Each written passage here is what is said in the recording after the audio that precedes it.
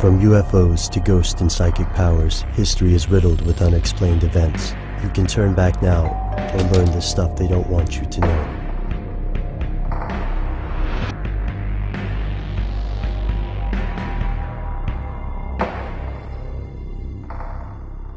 I always thought Earth was solid, but is it? Some people don't think so.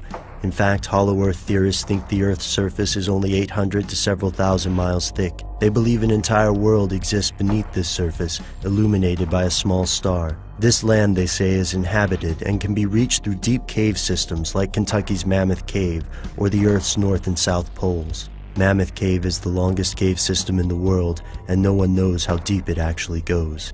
If there is a hollow Earth, maybe this is a good place to begin the search. But what about gravity and earthquakes? If the Earth is hollow, how does it generate the gravity necessary to keep objects pinned to the surface? Some hollow earthers believe the gravitational pull of the inner star or the crust of Earth itself is sufficient to maintain surface life. Thousands of people across the globe believe Earth is a hollow sphere inhabited by an alien civilization.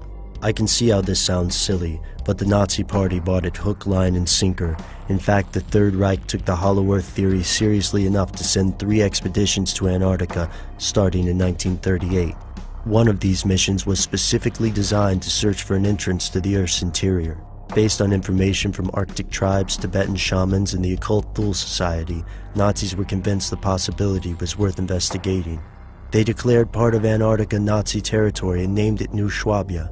If the Earth did prove to be hollow, the Nazis planned to locate Allied ships by shooting infrared waves through the Earth to England. If the interior of the Earth was, as they believed, both hollow and inhabited, the Nazis planned to contact these inhabitants and gather their support in the war on the surface world. The isolated location provided a perfect backdrop for other, more sinister experiments: submarine technology, invisible aircraft, nuclear power.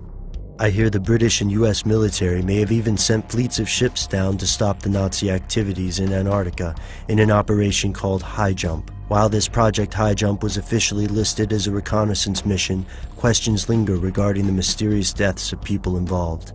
Many researchers believe the Nazis maintained a secret submarine and aircraft base. Several Hollow Earth researchers believe the Nazis never found the entrance, but instead stumbled upon technology from the subterranean world and reverse-engineered these artifacts, ultimately designing what we would recognize as UFOs. Here's where it gets crazy. Some of these people believe the Nazis did discover an entrance to the inner world.